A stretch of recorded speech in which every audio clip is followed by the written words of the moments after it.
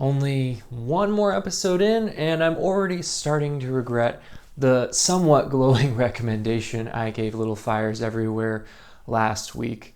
So this is Plot First. I'm going to be reviewing episode 4 of Little Fires Everywhere, the spider web, with spoilers. So if you don't want spoilers, come back to this video later. But if you're new to the channel, please subscribe so that you can see my weekly reviews as they come out. I'm going to be going into spoilers, as I said, so this is your last chance to come back later, subscribe, and then come back later and see what I have to say. So without further ado, I feel like this episode kind of got into a little bit more of the issues that I have with the book that Little Fires Everywhere is based on.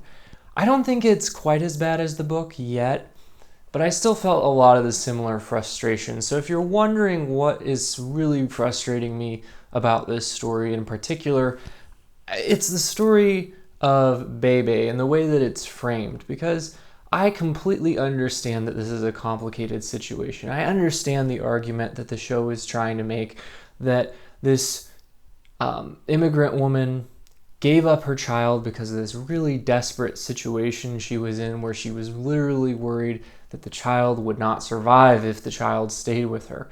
And I completely sympathize with that, and I understand that that's a hard situation. And I understand the argument that maybe she shouldn't be held accountable for that years later by having her daughter taken away when she was in such dire straits when she made the decision. But at the same time, I just feel like the story grossly oversimplifies the other side of the issue and I feel like they don't understand what an adoption advocate would say in this situation, why they would argue that maybe the baby shouldn't go back to her birth mother. And I feel like if race wasn't involved in this issue, a lot fewer people would be siding with the birth mother. If it was just a Caucasian baby being adopted by Caucasian parents, I don't think people would care. And I do realize that that's not something that you can just dismiss as not being an issue. I do realize that it does complicate things, but I feel like it is getting talked up too much within the story, that this child will lose something by not having that acknowledgement of her culture. And it's obvious that the people that are raising her should be more culturally sensitive, and that they've done some things, the fortune cookies at the birthday party, for instance, that are kind of insulting and racist. But at the same time, I don't buy the assumption that just because of that, she has a more natural connection with her birth mother after years of not having been with her and having been raised by this other woman who literally views her as her child and is just horrified at the prospect of losing her. And I think a lot of people will probably feel like the story is being even-handed, but to me, I feel like it's clearly against the adopting couple because they are rich and they are racially insensitive. And to me, both those things are true, but that doesn't mean that there's no hope for them, and it doesn't mean that the child has to go back to the birth mother. And I think it's a weird decision because the show, I don't remember it being this strongly portrayed in the books, but the show keeps making it seem that the primary reason Mia is taking the side of Bebe is because of her own personal decisions, which the show has not revealed yet, so I better be careful how I explain this. But I feel like they're making it very clear that she's connecting her motherhood of Pearl with Bebe's motherhood of Mei Lin, I believe is the Chinese name of the child, or Mirabelle as her adopted parents want to call her. So, I get this is a complicated issue, and if they just portray it as a complicated issue, I would be on board with that. But I feel like both the book and the show, to a lesser extent, have clearly picked a side, and if you're not on that side, it doesn't give you a whole lot of time. And I don't feel like they could articulate the arguments for the other side clearly at all if they were asked to, because I don't think they really understand what the other side would argue. So that bothers me. I would like to see the story being represented in a more even-handed way. Otherwise, this episode, that was the really juicy stuff this week. I feel like it started to become very, very melodramatic in many regards.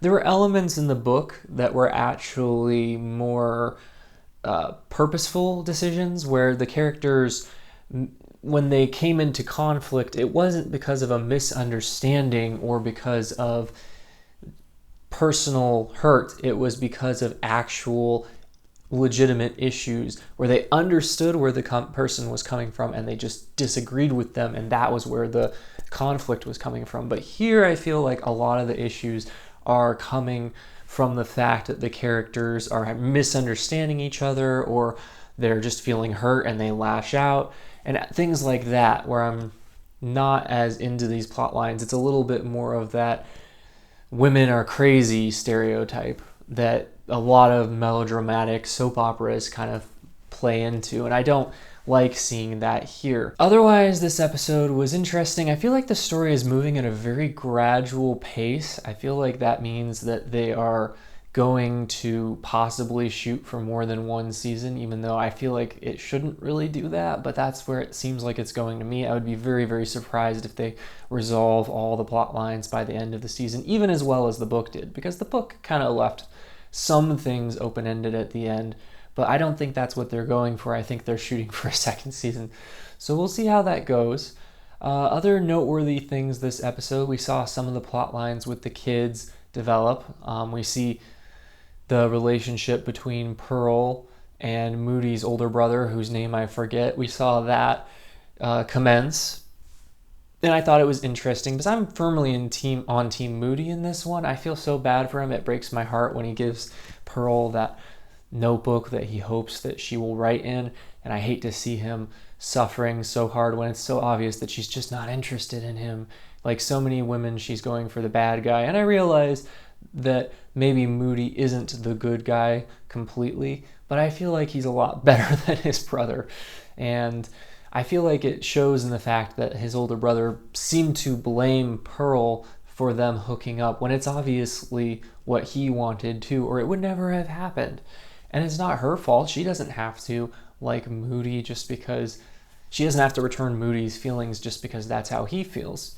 So that whole situation, I thought that, again, more melodrama. I'm not terribly happy with melodramatic plot lines. I like the plot lines that feed into character growth and character dilemmas. But, you know, this is more of a soap opera type show, so I have to live with that. Reese is still very good. She's giving it a great performance, I think. Joshua Jackson wasn't in this episode too much. Kerry Washington, I think, was more heavily featured in this episode than probably any other character. I really am coming to terms with her performance, and I'm appreciating the passion she brings to certain scenes. I feel like this is a performance, though, that could very easily be parodied, kind of the way that Claire Danes' performance on Homeland was so easily parodied. It doesn't mean it's a bad performance, it just means it's very, very extreme, and it works for this type of show, but it doesn't necessarily work out of context. So there's things that you could easily make fun of. For instance, the way that she is always like, I'm her mother. But overall, I liked this episode, but I'm getting a little aggravated by, I feel like, the same things that aggravated me in the book, which is kind of the one-sided understanding of a lot of these issues. I feel like Celeste Ng has a very, very strong viewpoint, and she's trying to be impartial, but it comes through to me that she has a very strong viewpoint, and that's always something that bothers me. And it wouldn't bother me if she wasn't so preachy about it, like if she left you the option to disagree with her. Like when you look at a well-made show, people can disagree with what the authors intended because the authors don't tell them what they intended. Usually. Here it's so obvious what she wants you to think that it really doesn't leave a whole lot of room for alternate viewpoints, and that bothers me. But what did you think? Did you enjoy the newest episode? Do you find that it has a pretty even perspective, or do you think, like I do, that it's a little imbalanced? Let me know in the comments, and if you're new to the channel and want to see more videos like this one, please subscribe to the channel. That's my review of Little Fires Everywhere, episode 4, The Spiderweb.